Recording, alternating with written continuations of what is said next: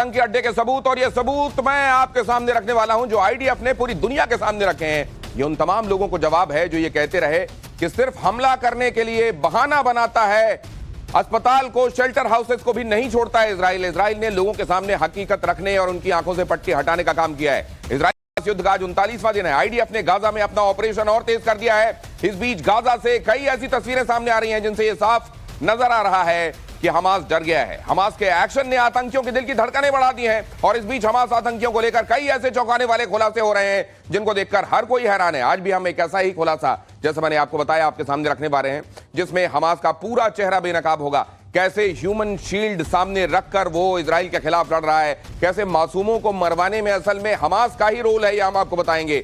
सबको पता चल जाएगा कि अस्पताल ही हमास का किस तरीके से आतंकी अड्डा बना हुआ है। शुरुआत इसी खबर के साथ मैं कर रहा हूं। यहां आप अस्पताल देख रहे हैं, अस्पताल जिसके बारे में रेड क्रॉस को, WHO को, सबको यह बताया गया है कि यहां तो बीमार का इलाज किया जाता है। वहां असल में क्या हो रहा है? गाजा में हमास के सीक्रेट ठिकाने का भांडाफोड़। गाजा में हमास ने सीक्रेट ठिकाने कहां बनाए हुए हैं, अस्पताल को भी नहीं छोड़ा। गाजा में हमास के सीक्रेट ठिकाने का भांडाफोड़। रंतीसी अस्पताल के अंदर पहली बार पहुंचा कैमरा। आईडीएफ ने नॉर्थ गाजा के अस्पताल में की रेड, और उसी रेड के दौरान की तस्वीरें, जो वीडियो उन्होंने बनाया वो आपके सामने मैं रख रहा हूं। हॉस्पिटल के बेसमेंट में मिला हथियारों का जखीरा, ये देखिए वो हथियारों का जखीरा आपके सामने मैं रख रहा हूं। यहां गाजा में हमास के सीक्रेट ठिकानों का कैसे भंडाफोड़ किया है। रंतीसी हॉस्पिटल में नीचे पहुंचकर कैसे बंकर बनाया गया था, नीचे कैसे हथियार छिपाए गए थे, कहां कहां आतंकियों ने अपने बैठने उठने का अड्डा बनाया हुआ था, वो मैं आपके सामने रख रहा हूं। ये सिर्फ ये रंतीसी अस्पताल है, और अगर ये रंतीसी अस्पताल है तो फिर आपको यह भी बता दूं कि जिस अलशिफा को लेकर इतना हल्ला हो रहा था कि अलशिफा को देखिए किस तरीके से आईडीएफ निशाना बना रहा है और फिर फ्यूल भेजने की बातें भी कर रहा है। असल में ये कैच 22 सिचुएशन हमेशा इजराइल के सामने रही है कि एक तरफ बीमारों को भर्ती भी किया गया है, इलाज भी किया जा रहा है, और दूसरे नीचे से बंकरों से वहां आईडीएफ के खिलाफ साजिश भी बनाई जा रही है। You can see the tunnel. The tunnel is let down more than 20 meters down. The rowboat found a door over tunnel. It's part of the same floor and it slides down here. We are now in the area of the basement of the hospital. I want to show you a room where we found all the gear, the operational gear, what Hamas is holding inside the hospital. I want you to understand, this kind of gear is a gear for a major fight. These are explosives. These are vests with explosives. और ये video तो अब दुनिया के सामने आ गया, लेकिन उससे पहले ही दुनिया के सामने एनिमेशन के जरिए इजराइल ने यह रखने की कोशिश की थी कि किस तरीके से अस्पताल के नीचे सुरंगों का जाल है, वहां बंकर बनाए गए हैं, और वहां से आईडीएफ के खिलाफ हमास का पूरा षड्यंत्र रूप ले रहा है। ये एनिमेशन के जरिए बहुत पहले दिखा दिया था खुद इजराइल ने, लेकिन तब एनिमेशन सामने रखा गया था तो बहुत सारे लोग ये भी कह रहे थे, जो असल में हमास के नजरिए इस पूरी चीज को देख रहे हैं, कि असल में ये एनिमेशन तो किसी भी चीज का बनाया जा सकता है, कहीं पर भी एनिमेशन बनाकर ये दिखाया जा सकता है कि देखिए यहां से आतंकी ऑपरेट कर रहे हैं। लेकिन ये एनिमेशन पहले और उसके बाद वीडियो से सच्चाई भी सामने लाने का काम किया गया कि देखिए रंतीसी हॉस्पिटल में किस तरीके से नीचे टनल का और बंकर्स का जाल है, और वहां से पूरा षड्यंत्र बनाया जा रहा है। और ये सिर्फ रंतीसी हॉस्पिटल नहीं, असल में हर एक हॉस्पिटल जो वहां का मेजर हॉस्पिटल है उसके नीचे इसी तरीके से सुरंगों का जाल है, इसी तरीके से बंकर बनाए गए हैं, और यहीं से हमले की पूरी साजिश का अंजाम दिया जा रहा है। और इसीलिए आप ये देख रहे हैं कि इतने बड़े ग्राउंड एक्शन के बाद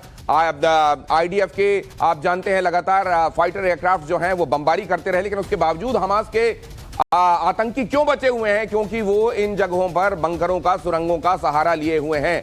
अस्पताल को, शेल्टर हाउसेस को जाहिर है निशाना बनाने से कोई भी बचेगा, लेकिन इन्हीं जगहों से नीचे से वो ऑपरेट कर रहे हैं। नॉर्थ गाजा की अगली अहम खबर आपके सामने रख रहा हूं। नॉर्थ गाजा के रंतीसी अस्पताल का ये वीडियो देखिए। इजरायली जवानों का बहुत बड़ा दावा, बेसमेंट के अंदर 240 बंदूकों को रखा गया। आईडीएफ रस्सी से बांधकर लोगों को रख रहा है, ये आईडीएफ का दावा है। रस्सी से बांधकर लोगों को रखा जा रहा है, बच्चों को बंधक बनाने के सबूत भी मिले। मतलब यहां पर न सिर्फ अस्पताल में बीमारों को ह्यूमन शील्ड बनाया जा रहा है, बल्कि इसी जगह पर होस्टेजेस को भी रखा गया है। वो बंधक जो आप जानते हैं 7 अक्टूबर पर हमले के बाद कई सारे लोग बंधक बना लिए गए, और उनमें से कई को रंतीसी हॉस्पिटल या इस तरीके के हॉस्पिटल्स के बंकर्स और बेसमेंट में, वहां टनल्स में बंधक बनाकर रखा गया है, और उसकी भी तस्वीरें आईडीएफ की तरफ से जारी की गई हैं। आईडीएफ ये बता रहा है कि कहां कहां हथियार स्टोर किए गए हैं, किस तरीके से इन टनल का इस्तेमाल किया जा रहा है एक जगह से दूसरी जगह जाने के लिए, और कैसे यहां पर होस्टेजेस को भी बंधक बनाकर रखा गया है। यहां सुरंग के बारे में पूरी दुनिया को बताया गया, कहां होस्टेजेस रखे जा रहे हैं, हथियार कहां स्टोर किए गए हैं, ये सब दुनिया के सामने। A woman, clothes, and a rope next to the legs. And look above this, look above it. It's a baby bottle. It's a baby bottle in a basement. Again, we're in the same basement, and here we see diapers, and we see, I don't know, maybe something. We see diapers. I want you to see this room. It's in the basement of the hospital. We can see this area is a closed area from the rest of the hospital. We can see the ventilation air that was done improvisedly to this area. And we can see infrastructures that was built in here, toilets, shower, a small kitchen, will provide the terrorists their needs. Toilet है, shower है, अंदर air duct ले जाई गई है ताकि अंदर suffocation ना हो। देखिए किस तरीके से पूरी तैयारी की गई है यहां पर। इजरायली फोर्स ने क्या दावा किया है, बहुत जल्दी से हम आपको समझाते हैं आपके सामने। रंतसी अस्पताल इस वक्त दिखाई दे रहा है।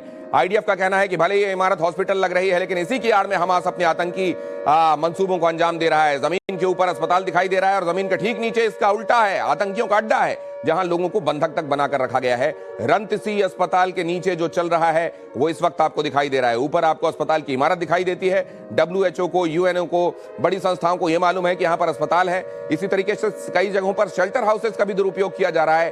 ह्यूमन शील्ड सामने रखकर आईडीएफ के जवानों पर हमला बोला जा रहा है। और आईडीएफ अपने ऊपर हमला करने वाले हमास के आतंकियों को जब निशाना बनाता है तो दुनिया में कई जगहों से आवाजें ये आती हैं कि देखिए निर्दोषों को, निहत्थों को भी नहीं छोड़ा जा रहा है, हमास की आड़ में उन पर भी हमला किया जा रहा है। अब ऐसे में इजराइल की जगह कोई और होता तो क्या करता, सवाल ये भी है। हमारे साथ जुड़ रहे हैं खास मेहमान, बहुत जल्दी से उनके पास चलते हैं और समझते हैं कि इस पूरी सिचुएशन को कैसे एनालाइज किया जाए। मेजर जनरल के सिन्हा हमारे साथ जुड़ रहे हैं, बहुत स्वागत है सर, जय हिंद। हमारे साथ RSN सिंह सर भी जुड़ रहे हैं, डिफेंस एक्सपर्ट, बहुत स्वागत है सर, जय हिंद। मैं पहले सिन्हा सर आपसे समझना चाह रहा हूं, अब ये हकीकत पूरी दुनिया के सामने है, क्या कहेंगे वो लोग जो कह रहे थे कि आईडीएफ को ये भी तमीज नहीं है कि कौन निहत्था है, निर्दोष है और कौन सा है हमास से जुड़ा हुआ आदमी?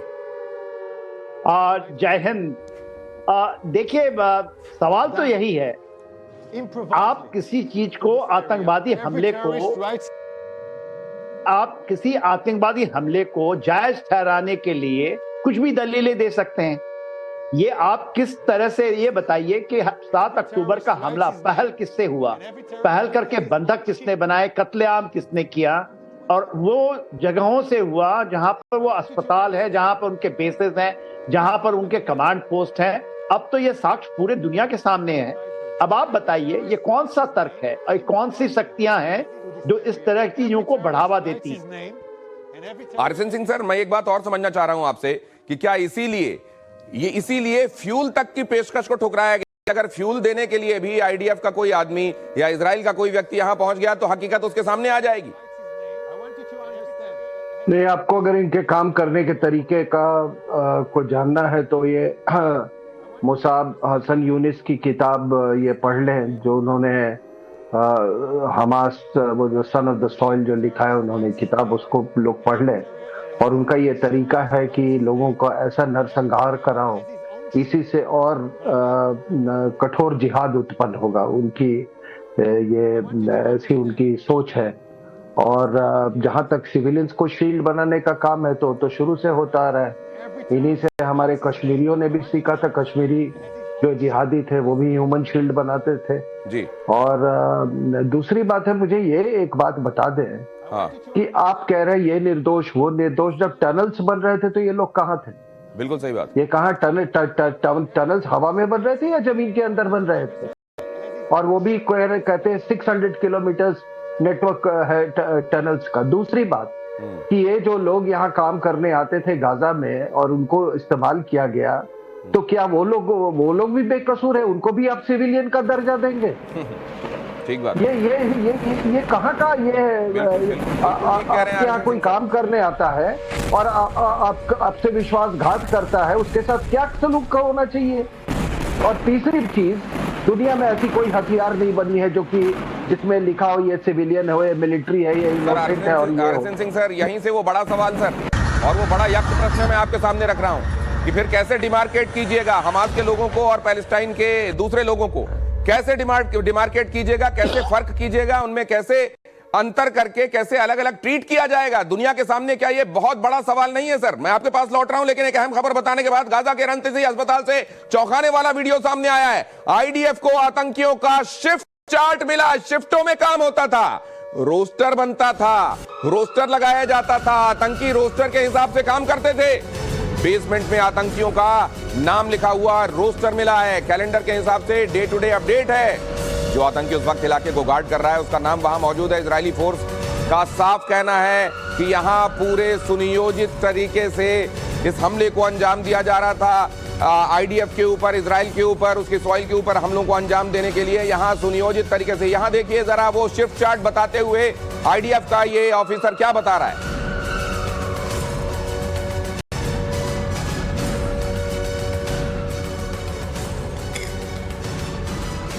With nothing above, just wall. No reason to put here a curtain. There is a list. This list, in Arabic, this list says we are in an operation. The operation against Israel started in the 7th of October. This is a Guardian list where every terrorist writes his name. इस visual को please साथ में रखिएगा, मैं RSN Singh sir के पास जाऊंगा इसको लेकर। इस विजुअल को साथ में रखिए। ये उन्होंने ये बताने की कोशिश की है कि हाँ, कर्टन वॉल के जस्ट सामने कर्टन का कोई काम नहीं है। कर्टन असल में इसलिए है ताकि वो शिफ्ट रोस्टर छिपाया जा सके, जहां पर ये लिखा गया है कि we are in the operation, we are in a particular mission, और उसमें नीचे नाम लिखे हुए हैं। वो नाम कब किस ड्यूटी को अंजाम देगा ये भी लिखा हुआ है। बहुत गौर से इसको देखिए। अब मैं वो सवाल लेकर आपके पास एक बार फिर से आता हूं सर, कैसे तमीज की जाए कि ये हमास का आदमी है और ये पैलेस्टाइन का दूसरा एक निर्दोष सामान्य आदमी? नहीं, जहां तक हो सकता है उनमें फर्क तो डाला जा रहा है, और फर्क इस तरह से डाला जा रहा है कि क्या वेस्ट बैंक में इस तरह की बमबारी हो रही है? नहीं हो रही है ना, क्योंकि वो इसमें शामिल नहीं है। तो अगर वो पैलेस्टीनियंस को अगर दुश्मन के नजरिए से देखते तो वहां भी बमबारी होती, इंडिस्क्रिमिनेट बमबारी होती, जैसा वो यहूदियों को जिस चश्मे से देखते हैं।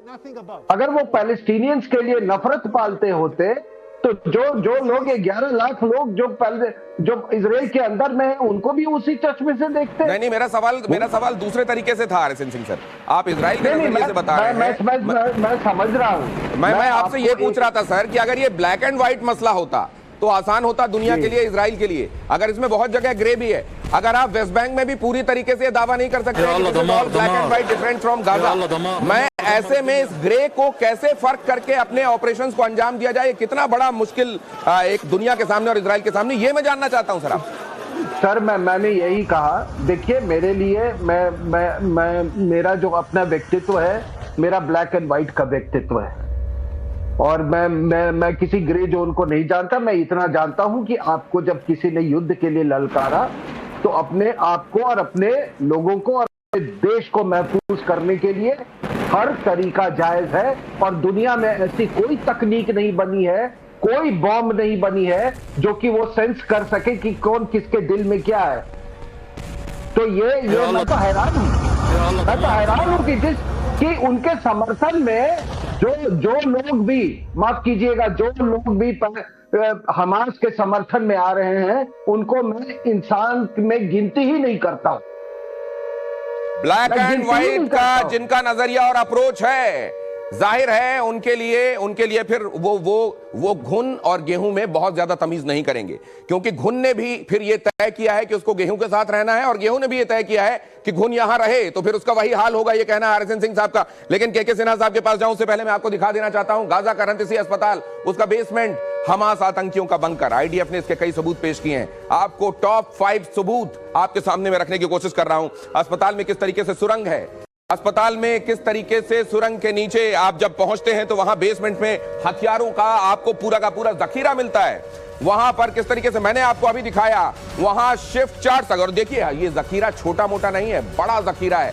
सबूत नंबर 3 भी देख लीजिए, महिलाओं के कपड़े, मतलब यहां पर सिविलियन इन्वॉल्वमेंट भी है, कम से कम महिलाओं का आना जाना तो यहां पर है। सबूत नंबर 4 बच्चों के सामान यहां पर मौजूद हैं। क्या ये बंधकों के संदर्भ में है? क्या ये हॉस्टेजेस के सामान है? ये भी एक बड़ा सवाल है। और दूसरा ये भी देख लीजिए कि यहां पर जो शिफ्ट चार्ट मैंने आपके सामने रखा था, वो शिफ्ट चार्ट भी मौजूद है और ये बताता है कि यहां से सब कुछ सुनियोजित तरीके से अंजाम दिया जा रहा था। और अगर अल रंतीसी का ये हाल है तो अल शिफा का क्या हाल होगा, वो भी आप समझ लीजिए। ये के सिन्हा सर, मतलब हर जगह पर जहां शेल्टर हाउसेस इन्होंने रखे होंगे, जहां पर भी हॉस्पिटल होंगे, वहां नीचे उसको कदरन सुरक्षित रखते हुए, सुरक्षित समझते हुए वहां ज्यादा कंडेंस एक्टिविटीज होंगी।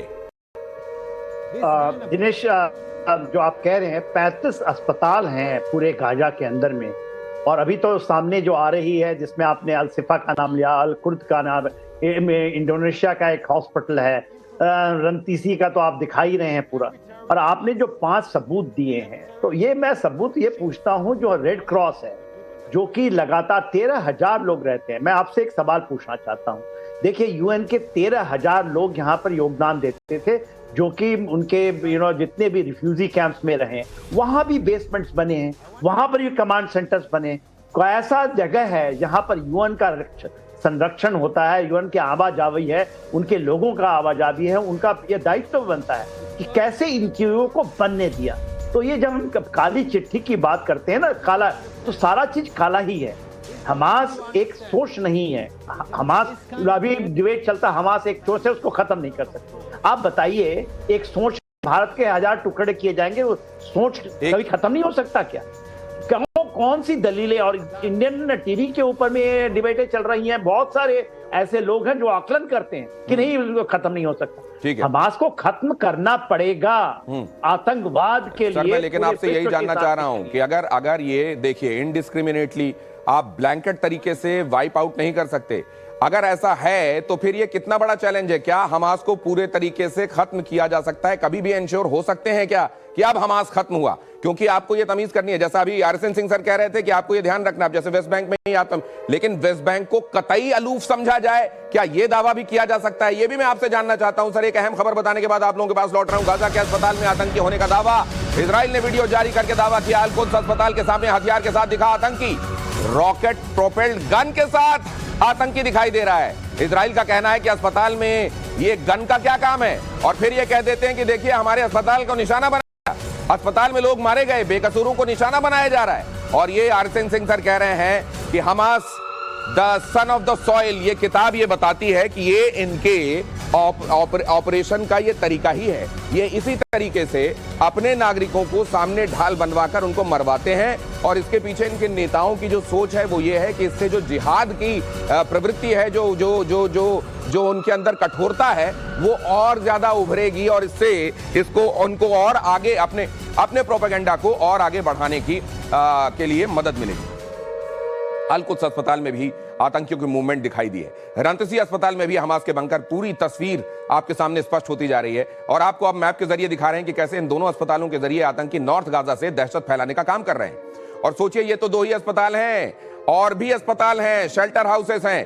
कहां कहां पर ये हो रहा होगा, और कैसे ये एक बड़ा चैलेंज बना हुआ है। आरएसएन सिंह सर, आपके पास एक बार फिर से मैं आ रहा हूं कि ये बात है, आप जो कह रहे हैं कि ब्लैक एंड व्हाइट की आपकी अप्रोच है, एक हद तक ये अप्रोच काम आएगी, लेकिन सर, दुनिया के सामने अपने नैरेटिव को आज स्ट्रॉन्ग करने की भी बड़ी जरूरत है। और इस लड़ाई में मुझे लगता है कि इजराइल कहीं 19 पड़ रहा है। क्या आप भी इससे सहमत हैं? नहीं, वो ऐसा आपको शायद लोगों को ऊपर से देखने में ऐसा लगता हो, लेकिन हकीकत ये है कि बातें करना और यूएन में वोट करना वो एक अलग बात है, और अपने लोगों को वहां। सर, आपकी आवाज, आपका ऑडियो म्यूट हो गया सर, प्लीज चेक सर। मैं के सिन्हा सर के पास ये जानने के लिए जा रहा हूं, ये आपने एक बड़ी बात कही है, लेकिन सर, ये जो बड़ी संस्थाएं हैं, यूनाइटेड नेशंस, WHO, इनकी तरफ से भी कई बार जो मैं स्वर देखता हूं, वो उलट बांसी वाले स्वर क्यों सुनाई देते हैं के सिन्हा सर? देखिए, ये जो यूनाइटेड नेशंस हैं, वही सूत्रधार है बहुत चीजों का, जो देखेंगे पूरे विश्व के अंदर में जो चीजें रॉन्ग हैं। आप बताइए 1948 से ही यूएन का ही तो एक ये है ना चार्टर के तहत, और जितने भी रिफ्यूजीज कैंप आए हैं इन जगहों में, यही नहीं कि केवल आप इस गाजा पट्टी की बात करते हैं, इसके अलावा उन लीबिया में भी आया है, उसके बाद आप लबनान में जाए वहां होगा, आपको जॉर्डन में मिलेगा ये रिफ्यूजी कैंप।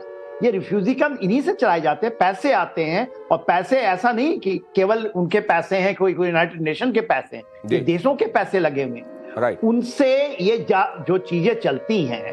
तो यूनाइटेड नेशंस का यदि आप चिट्ठा खोलिएगा, मैं यूनाइटेड नेशन में नौकरी की है, मैंने नौकरी किया है 2-2 बार यूनाइटेड नेशंस के ऑर्गेनाइजेशंस के अंदर में, ये ऐसे ही ऑर्गेनाइजेशन है। आज बहुत सारी प्रॉब्लम यूनाइटेड नेशन से जब ये कहा जाता है कि ये जो ऑर्गेनाइजेशंस हैं, इस तरह के बड़े ऑर्गेनाइजेशंस, ये असल में अमेरिका जैसे मुल्कों के इशारे पर चलते हैं, अगर वो बात सच है तो फिर ये बात कैसे सामने सुनाई देती है कि सच को सच कहने में भी, और वो बेशक इस समय सच हो जो अमेरिका को समझ में आता हो, दुनिया को समझ में आता हो, एक खास तबके को समझ में नहीं आता हो, लेकिन इस समय फिर क्या दिक्कत हो जाती है यूनाइटेड नेशंस को, ये संस्थाओं को? मैं ये भी समझने आपके पास आऊंगा, लेकिन गाजा पट्टी में इजराइल का ताबड़तोड़ हमला जारी, आईडीएफ का रात में भी हमास के ठिकानों पर जोरदार अटैक। अहम खबर आपके सामने मैं फ्लैश कर रहा हूं, जरा इसको देखिए। गाजा पट्टी में इजराइल का ताबड़तोड़ हमला जारी, आईडीएफ का रात में भी हमास के ठिकानों पर जोरदार अटैक, इजरायली गोलाबारी में धमाके से टहला गाजा का आसमान। यहां आईडीएफ लगातार अपनी कार्रवाई कर रहा है, हालांकि यहां बहुत मुश्किल, एक तरीके से आप देख रहे हैं यहां पर कई जगहों पर एयर स्ट्राइक, ग्राउंड ऑपरेशंस में उन लैंड माइंस उनको क्लियर करना पहले एक बड़ी चुनौती, और उनको क्लियर करने के बाद जब ये जवान आगे बढ़ते हैं, यहां पर देखिए इस तरीके के हालात से भी दो चार होना पड़ता है, जहां शेल्टर हाउसेस और अस्पताल की आड़ में ये आतंकी गतिविधियों को अंजाम दिया जा रहा है। एक बार फिर से मैं लौटता हूं अपने मेहमानों के पास और ये समझने के लिए चलते हैं कि ये छोटा अस्पताल था रंतीसी, और अल-शिफा तो बहुत बड़ा अस्पताल है, मतलब इसका जो एपिसेंटर समझा जाए, क्या वो अल-शिफा हो सकता है? आरएसएन सिंह सर, तमाम हॉस्पिटल्स और जितने तमाम ऐसे केंद्र हैं, उसके नीचे से आपको मालूम है कि टनल बनाए हुए हैं, और उसका एक ही मकसद है कि भाई कल को जब जवाबी कार्रवाई होती है तो इसको ह्यूमैनिटेरियन एक इशू बनाया जाए।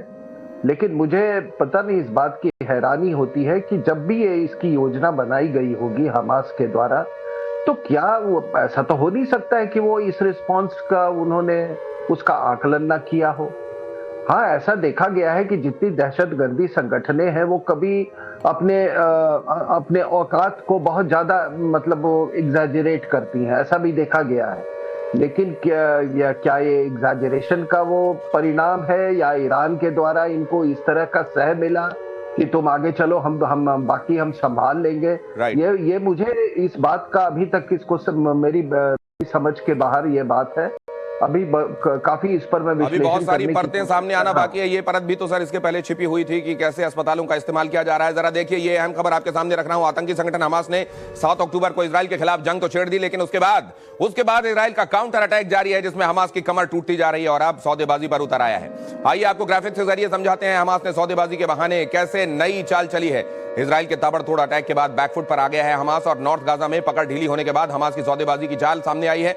हमास ने 5 दिन के सीज फायर के बदले बंधकों की रिहाई की शर्त रखी है। महिलाएं और बच्चों को मिलाकर 70 इजरायलियों को रिहा करने की बात कही गई है। आतंकी संगठन हमास ने कतर को दी है इस बैठक की जानकारी। अब ये देखिए, यहां पर नेगोशिएशन की बात भी की जा रही है, क्योंकि इधर ये दिखाई दे रहा है कि हम अब रिसीविंग एंड पर आ गए हैं और अब आगे बढ़ने का कोई रास्ता दिखाई दे नहीं रहा है। अगली अहम खबर देखिए, इजराइल हमास में जंग के बीच बहुत बड़ी खबर है।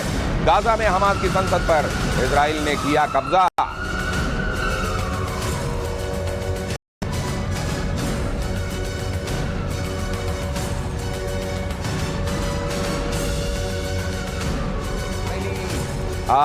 ऑपरेशन में देखिए, ये हमास की संसद है। आप जानते हैं यहां पर 2 तरीके की सरकार, एक तो वो सरकार है जो आप जानते हैं ये हमास चलाने का दावा करता है, और दूसरी तरफ वो पॉलिटिकल पार्टीज जो कहती हैं पैलेस्टाइन को हम रन करते हैं।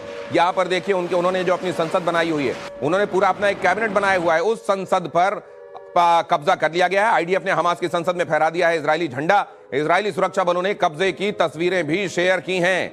एक तरीके से ये इसका जाहिर है प्रतीकात्मक महत्व तो बहुत ज्यादा है, लेकिन हमास को खत्म करना अपने आप में एक बड़ी चुनौती। उस सवाल पर एक बार फिर से मैं लौटता हूं के सिन्हा सर, जहां पर यह कहा जा रहा है कि हमास को इरेडिकेट करना है, क्या ये संभव है सर? देखिए, मिलिटरली यदि आप देखें तो जरूर किया जा सकता है। देखिए, हमास के लड़कों का एक मिलिट्री कैपेबिलिटी होती है, और डीमिलिटराइजेशन की जो बात कर रहे हैं नेतन्याहू साहब, वो उसका हिस्सा है। हाँ, कोई कहे सोच नहीं, सोच तो कभी नहीं खत्म होगी कि आतंकवादी संगठन है। उनकी सोच, हम भारत से भी किसी भी आतंकवादी संगठन को खत्म करने के लिए उसको मिलिटरली, उसकी कैपेसिटी और उसकी कैपेबिलिटी को आप खत्म कर दीजिए, वो खत्म हो गया। हाँ, वो कोई कहेगा कि सोच रह जाएगा, सोच रह जाएगा तो सोच तो बदलना पड़ेगा ना। ये कौन सी सोच है आप बताइए? आतंकवाद से, आप पूरे आतंकवाद से पूरे, और इसकी एक बड़ी सोच है कि पूरे विश्व के अंदर में जो रेडिकलाइज सोच की एक जो बातें होती हैं, भारत के संदर्भ में भी ये आती हैं। तो ये सोच को तो मारना ही पड़ेगा, और सोच मारने के लिए एक ही तरीका है सोच, क्योंकि आज लेफ्ट भी इनके साथ दिखाई देता है खड़ा हुआ। इसलिए आप देखते हैं इस्लामिक कट्टरता के साथ ये सोच, अगर खुद एक तो आप जानते हैं कि ये है वहां पर, ईरान इसको समर्थन दे रहा है, कई मुल्क उसको समर्थन दे रहे हैं, और ये पनपता रहे, इसमें कई इंटरेस्ट जो बिल्कुल सामने नहीं है, सतह पर नहीं है, पीछे से काम कर रहे हैं। आरएसएस सिंह सर, मैं आपका इशारा देख रहा हूं, आपके पास लौटता हूं, लेकिन उससे पहले ये जरा देख लीजिए कि इजराइल हमास में जंग के बीच एक और बड़ी खबर आ रही है।